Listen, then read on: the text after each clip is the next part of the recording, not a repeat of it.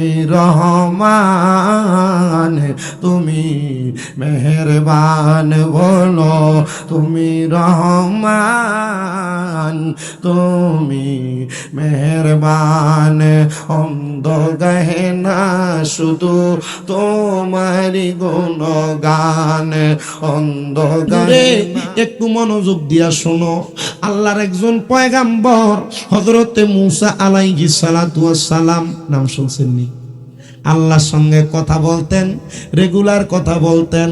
তো মূসা নবীর একজন উম্মত মূসা নবীর কাছে এসে ডাক দিয়া কয়, নবী গো, ও মূসা নবী, আপনি তো আমার নবী, আমার খোদা লাম ওখানে।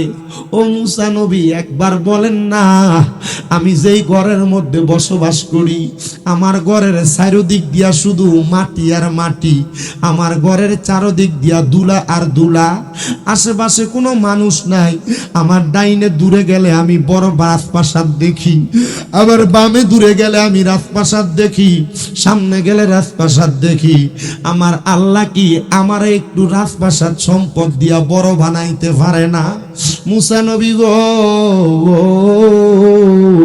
আমার আল্লাহ কি আমি আপনি নবীর উম্মতের সম্পদ দিতে পারে না? মূসা নবী কয়, বাবা তুমি আমার সাথে কয়েকদিন চলো, তাহলেই তুমি বুঝতে পারবা আল্লাহ কেন সবাইরে সম্পদ দেয় না, কেন সবাইরে মাল দেয় না, দৌলত দেয় না, আল্লাহ কেন সবাইরে সন্তান দেয় না, কেন সবাইরে বড় বাড়ি দেয় না। তুমি যদি আমার সাথে মাত্র 40 দিনের চিল্লাই থাকো, তাহলে আমি তুমি মূসা নবীর উম্মতের বুঝাইতে পারবো, তোমার উত্তর দিতে পারবো। সময় চাইছে কয়দিন? জোরে কয় না রে, কয়দিন? মূসা নবী একটা ডাক দিয়া কয়, বাবা তুমি যে তো আমার উম্মত হইয়া প্রশ্ন করেছো, আল্লাহ সবাইরে বাড়ি দেয়, গাড়ি দেয়, সম্পদ দেয়, তোমার কেন দেয় না? তাহলে তুমি আমার 40 দিন সময় দেওয়া লাগবে। এই 40 দিনে তুমি তোমার প্রশ্নের জবাব পাওয়া যাইবা। এ ডাক দিয়া কয়, মূসা নবী গো, তাহলে আমি রাজি আপনাকে 40 দিন সময় দেওয়ার জন্য। পয়গাম্বর মূসা আলাইহিস সালাতু ওয়াস সালাম ওনার কাপড়টার একটা গাটুরির মতো বানায়া ওনার ওই উম্মতটারে নিয়া উনি একবার রওনা করলেন তুর পাহাড় থেকে পাশের এক পাহাড়ের পাদদেশের দিকে। যাওয়ার সময় দেখতেছে মূসা নবীর সামনে একটা ব্যক্তি দুলার উপরে বৈশা, তার গলা পর্যন্ত ধুলাবালি দিয়ে একবারে মাটির মধ্যে অদা শরীর দাফন করে ফেলছে, শুধু কল্লাটা উপরের দিকে। মূসা নবীর উম্মত মূসা নবীরে ডাক দিয়া কয়, নবী গো, জীবনে কত মানুষ দেখলাম, কিন্তু এমন পাগল তো দেখি নাই যেই পাগল তার পুরাটা দেহ বালু দিয়ে একবারে ঢাকনা দিয়া রাখছে, শুধু মাথাটা উপরের দিকে দেখা যায়। কারণটা কি? মূসা নবী কয়, আমিও তো দেখি নাই, তুমি যেহেতু দেখছো কারণও জানতে মন চাই, চলো যে এই কাম করছে তার কাছে কারণটা জানি। জোরে জোরে কন্যাম মারহাবা। মূসা নবী এই কথা শুইনা উনার উম্মতটারে নিয়ে ওই ব্যক্তির সামনে দেয়া ডাক দিয়া কয়, বাবা আপনি কেন আপনার গলা পর্যন্ত মাটির নিচে ঢুকিয়ে রাখছেন?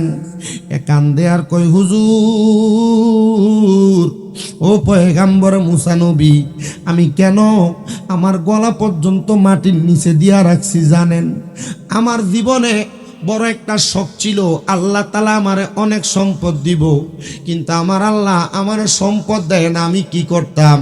এই জন্য আমার পেটে ক্ষুধা লাগলে আমার বড় কষ্ট হয়, এই জন্য আমি আমার পুরাটা দেহরে আমি মাটি দিয়া ঢাকনা দিয়া রাখছি। এই কথাটা শুই না মূসা নবীর মনে বড় মায়া লাইগা গেছে। মূসা নবী আল্লাহর দরবারে সাথে সাথে 3 জন মিলা হাত তুলছেন। মূসা নবী একজন, সম্পদ কামনাকারী উম্মত একজন, মূসা নবীর সফর সঙ্গী একজন। 3 জনে দোয়া করে, মাবুদ আল্লাহ তুমি আমার এই উম্মতটারে কিছু সম্পদ দাও যেন সে তোমার প্রতি উপকৃত হয়। মূসা নবী এই দোয়া কইরা ওনার সাথী 40 দিনের সাথী দ্বারা লইয়া চলে গেছেন পাহাড়ের গুহায়। যখন পাহাড়ের গুহার মধ্যে চলে গেছেন, একদিন দুই দিন করে করে মুসা নবী 40 দিন পর্যন্ত ইবাদত করলেন।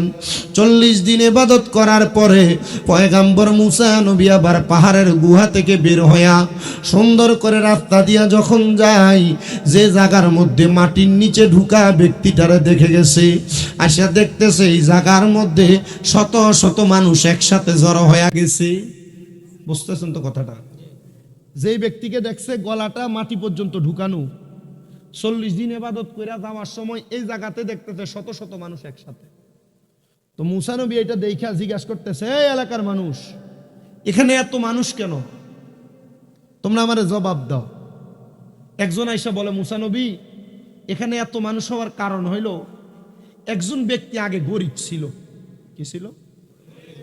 না, কি ছিল? কিন্তু সে অল্প কিছুদিনের মধ্যে অনেক সম্পদের মালিক হয়ে গেছে। তার জন্য নাকি মুসা নবী দোয়া করছে। সুবহানাল্লাহ।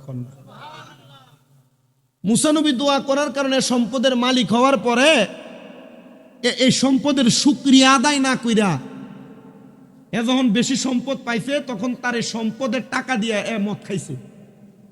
কি খাইছে? নেশা করছে। নেশা করা কি বালা জিনিস? কথা কই না কে রে? হারাম। কর না কি হারাম? আর এখনকার ফুলাফাইন বাবা খায়। কথা কই না তো? ইয়াবা খায়, ফেন্সিডিল খায়। আবার এলাকার যেটার কাছে বিচার দিব, বাবা খোরের বিচার যেটা করব, ইয়াবা খোর ফেন্সিডিল খোরের বিচার যেটা করব, তলে তলে খবর লইয়া দেখা যায় বাবার ব্যবসা যে করে হেরে ট্যাক্স দেয়। কথা কন না কা? মাতে না মুরব্বী আছে না? মানে বাবা বেছে যে, ইয়াবা বেছে যে, গুড়ি বেছে যে, ট্যাবলেট বেছে যে, হ্যাঁ এলাকার মাথাওয়ালাটারে চান্দা দেয়। কে লেগিয়া? এজন বাবাটা ঠিক মতো ব্যস্ত রে, এরজন থেটনা দিতারে। আবার এলাকাতে কয়েকটা সোর্স রাখে বেতন দিয়া। দুলালপুর বাবার ব্যবসা করলে রামপুরের মাথাতে একটা লোক থাকে, পুলিশের গাড়ি আহনের আগে তারে ফোন দিয়ে কয়ে দেয়। কথা কই না তো? ঠিক না? এলাকার সমাজরে নষ্ট করে যারা, এলাকারে নষ্ট করে যারা, এরা কখনো সমাজের ভালো চাইতে পারে না। আর আমরা ঠিক ঠিক কই কথা সত্য। এ বাবা ব্যবসায়ী আর ইয়াবা ব্যবসায়ীর রাস্তা দেখলে ডরে 3-4 বার সালাম দি। এলাকার যুব সমাজরে নষ্ট করে ফেলতেছে। পুরো 1 মাস রোজা রাখছে, সানরাইতের দিনে প্ল্যান করে বন্ধু বান্ধব 4-5 জন মিললে বিয়ার খাইব, এনে আশা করব। কথা কয় না তো? ঠিক না? আল্লাহ নেশা থেকে সমাজকে হেফাজত করুন। এই মাদক থেকে সমাজকে দূরে রাখুন। সমাজের যুব সমাজকে আল্লাহ ঠিক রাখুন। কারণ এই মাদকের কারণে বহু ভালো ভালো সংসার নষ্ট হয়ে গেছে। এই মাদকের কারণে বহু জামাই তার স্ত্রীর তালাক দিয়ে দিচ্ছে। এই মাদকের কারণে নেশা করে বহু ফুলাফাইন তার মা বাবার লগে খারাপ ব্যবহার করছে। করছে না?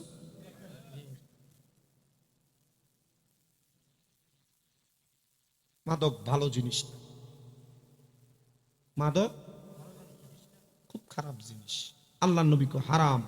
শুধু হারাম না, এই মাদক যারা সেবন করে, অনেকে যদি জিজ্ঞাসা কিরে তুই বালা ফোলা, তুই এই মদখুর গাঁজাখুরের লগে চলস কেরে? আমি খাই না তো, আমি এর লগে চলি। আল্লাহর নবী কয় শুধু মাদক সেবন করা না, যারা মাদক বিক্রি করে, যারা সেবন করে, মাদক যেই টেবিলে সেবন হয়, এই মাদক সেবনের টেবিলের ভিতরে যে বসে, আবার এটা চালান যারা করে, অথবা যারা মাদক এবং সন্ত্রাসবাদ করে, এদের সাথে যারা চলে, সমান অপরাধী। আপনি খান না, কিন্তু মাদক খোরের লগে চলেন, নেশাখোরের লগে চলেন, সাহায্য করে। প্রিয় মুসলমানেরা আমার, গভীর মনোযোগ দিয়ে শুনবেন। যেহেতু ঈদ পরবর্তী সময়, আমি আপনাদেরকে বেশি কষ্ট দিব না। মুসা পয়গাম্বর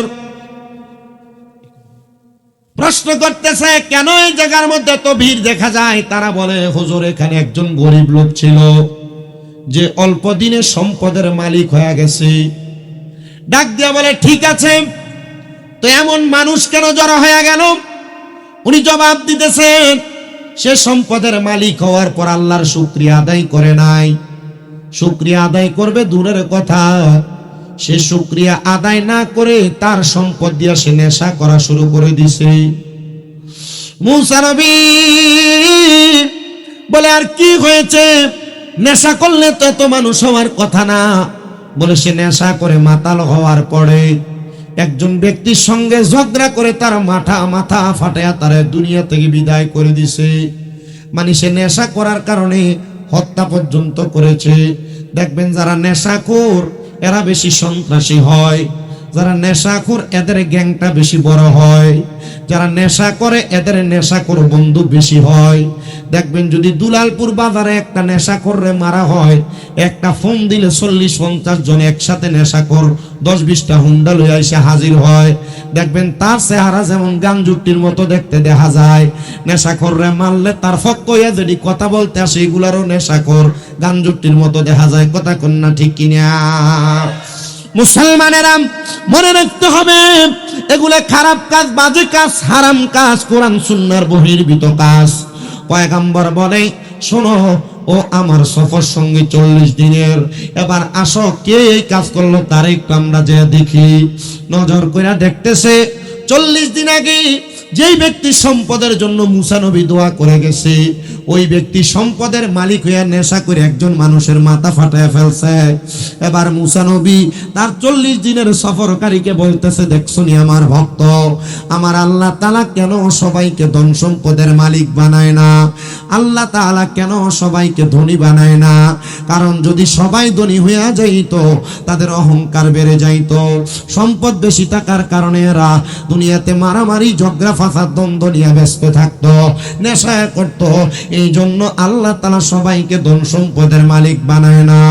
এ মুসলমানেরা শোনো, অন্তরের কানটা লাগায়া আল্লাহ তাআলা যাকে যে অবস্থার মধ্যে রেখেছেন এই অবস্থায় আলহামদুলিল্লাহ আদায় করবা। বিশেষ করে আমি আমার পর্দার অন্তরালের মা বোনদের কাছে বলবো, মায়েরা, তোমার স্বামী অল্প ইনকাম করলে তুমি তোমার স্বামীর কাছে বেশি আবদার করো না গো, আবদার করো না। আমি কয়েকদিন আগে কয়েকটা ঘটনা দেখে আমার মাথা কেমন জানি ঘুরে গেছে। এক মহিলা বাজারের মধ্যে শপিং করতে যায়, তার স্বামী 4000 টাকা দামের ত্রিপিস না কিনা দেওয়াতে সে বাজারের মধ্যে স্বামীকে ওপেনলি জুতা পিটা করেছে। আরেক ছেলে স্ত্রীর পছন্দ মতো দামি জুতা না কিনা দেওয়ার কারণে লজ্জা পায়া নিজের জীবন নিজে তরমুজ কাটার ছুরি দিয়া কেটে ফেলছে। না মহিলারা, আল্লাহ তাআলা তোমার স্বামীকে যে সামর্থ্য দিয়েছে ওই সামর্থ্যের উপর তুমি তোমার খরচ করবা। অধিক খরচ করে তুমি তোমার জীবন বরবাদ করবা না। তুমি তাকাইবা তোমার দাদির দিকে, নানির দিকে, এদের তোমার নানা দাদারা যা আইনা দিত তাই পরিধান করত, কিন্তু বর্তমানের আমার মা বোনের এগুলা করতে চায় না। হে আমার আম্মুজিরা, এই প্রকারের মহিলা যারা, তাদেরকে হাদ্দাকা বলা হয়, যারা তাদের স্বামীর ইনকামের উপর সন্তুষ্ট থাকে না, যারা তাদের স্বামীর কামাইয়ের উপর সন্তুষ্ট থাকে না।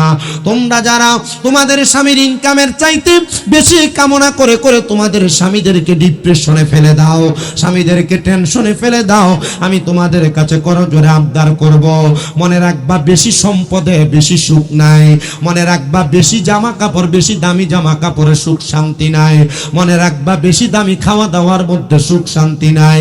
যদি তুমি আল্লাহর প্রিয় বান্দা, নেককার বান্দি হয়ে যাইতে পারো, তাহলে তুমি অল্পতেই প্রশান্তি পাবা, আরাম পাবা, শান্তি পাবা। এবার বলেন, শান্তি দেওয়ার মালিক একজন, তিনি কে? জনম জনম যদি গাহি তোমার মহিমা গাওয়া শেষ হবে নাহি। বলেন, জনম জনম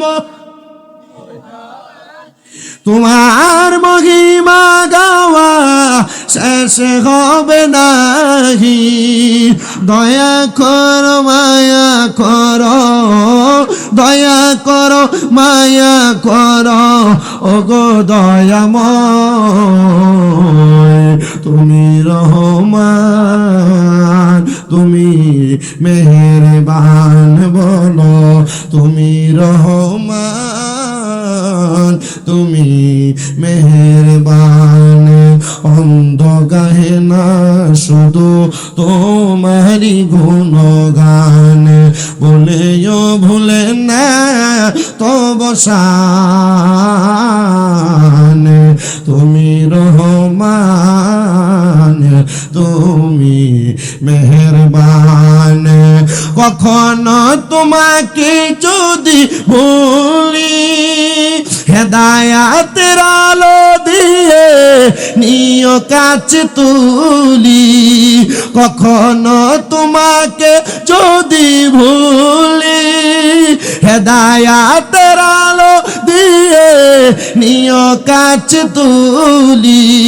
দয়া করো মায়া করো, দয়া করো মায়া করো, ওগো দয়াময়, তুমি রহমান, তুমি মেহেরবান। বলো তুমি রহমান, তুমি মেহেরবান।